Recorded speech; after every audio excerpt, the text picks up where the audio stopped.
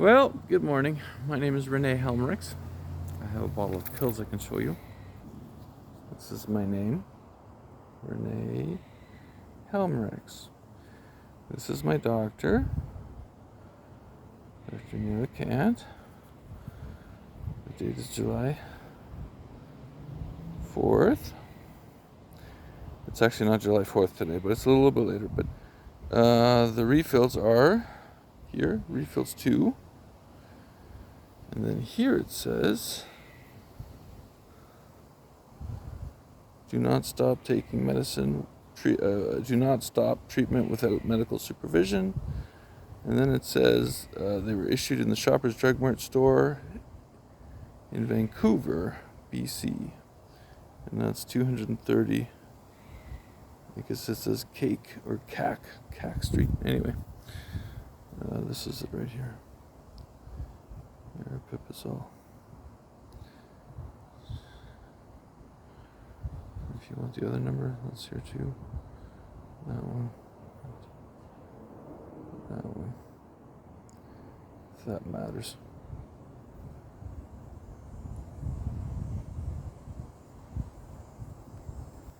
So that's me. The doctor who prescribed that to me asked the hospital to pay for a ticket to send me from Vancouver to Canada, to Toronto.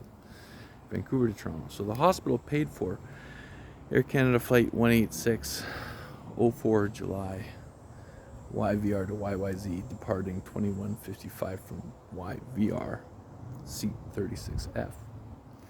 Did not provide the permission to check a bag of luggage. I asked Air Canada worker Karen for help there, and she waived the $36 additional fee. There was an email address attached to the account.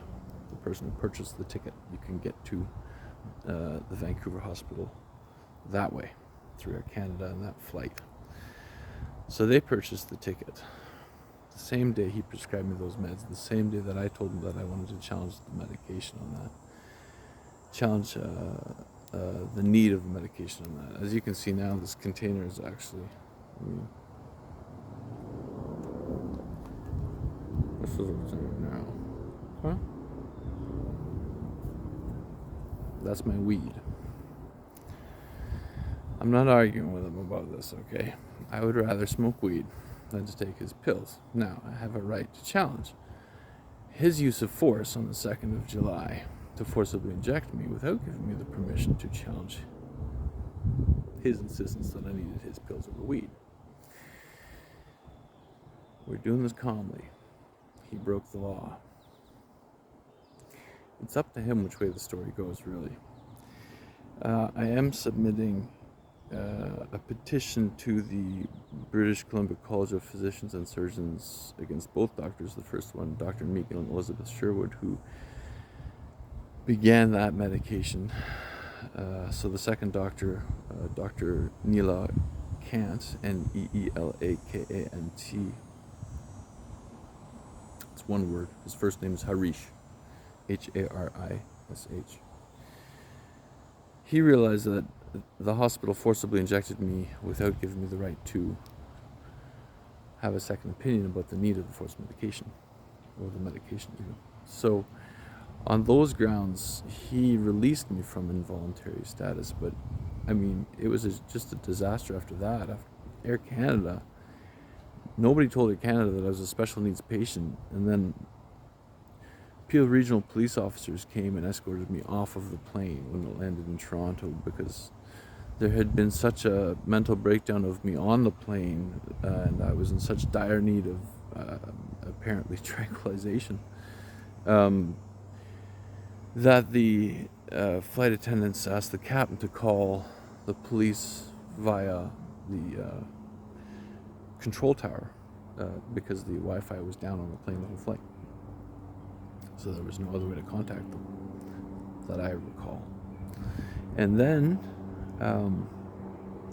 I wound up in the Royal Victoria Hospital in Barrie, where it all began. And at that point, I completed a 72-hour hold, an involuntary period of observation, I believe it was the 9th of July. Now, I did go back and I wanted to, and they said just go to Soldiers Memorial Hospital if I had any more questions. So I went to Soldiers Memorial on the 17th of July, and I got my question answered, and so I was only there for about 3 hours. And it was I don't remember his last name, Dr. Don S., I think, at Soldiers Memorial Hospital, and he ultimately told me that it was the College of Physicians and Surgeons that I needed to email this to.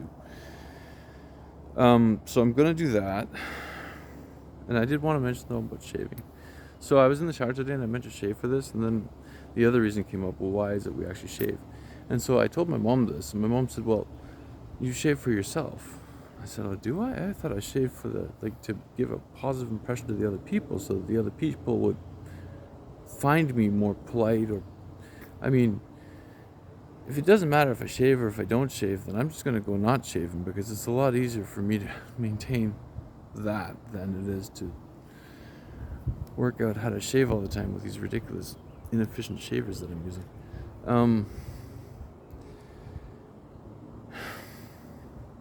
Anyway, so I have requests. If you want to settle out of court, or if you want to go full steam through court, we can do that too. That's in a second video, and you can find the second video at terms, TERMS dot number 2 dream.ca. I don't know how much to advise you of in here or not. I mean, it's all real time and it's all going forward. And I would really sincerely like to run for Prime Minister of Canada. The Constitution of Canada says I can choose wherever I want to live. I chose to live in Vancouver. I'm forced to have exited Vancouver right now, so the doctor who put me on the airplane inappropriately, because he should have used Mental Health Act Section 42 and kept me as an involuntary patient while he was transferring me from Vancouver back to RVH, but instead he gave me back my things and then made me board an airplane, and then I had a mental breakdown on the airplane, and it did affect the real operation of Air Canada, and I did videotape it all, and I have those as well. And if you want, you can go, how about AC1 and AC2.2dream.ca. So you've got the first video that I made, and then the second video with a flight attendant who's almost in tears. I can do that too for you. And then the videos are already online. I can just link the web address, and then I can just remember to, tag it here, or if I give you a transcript of this, it'll come up and it'll be nice for you. Because you can check it right away that way. So we're not actually working on what we think we recall, we're working on what actually happened. And that's a whole different area of law. That's the kind that when you watch it, you really want to settle out of court, because you also understand that if this does go through court and I win the case, next is a class action lawsuit on behalf of all the currently and past involuntary patients of not only Vancouver General Hospital, but all of British Columbia. And that would be disastrous. So you might want to check out terms.2dream.ca. And that's not a threat. That's me working out what I think would be best for you in your shoes. But you don't want to hear that, so you want to go the hard way, no problem. I'm going to run for Prime Minister, and I need 100 people in my area. So somehow I'm going to get 100 people by advertising this and other things that I have discovered about the awesomely dysfunctional, defunct city of Vancouver, Canada, that is possibly Canada's greatest cancerous financial pothole at the moment. And that's definitely something that people ought to pay attention to, especially if you're supposed to be the pilot city of drugs in Canada. I mean, this is just ridiculous. So we'll end it here before we get too long, and it's 9:09. Have a good day. Today is July 20th, the day after I began the petition to become Prime Minister of Canada. And if you want that, you can go to vote.renee4pm.ca. Check out the terms.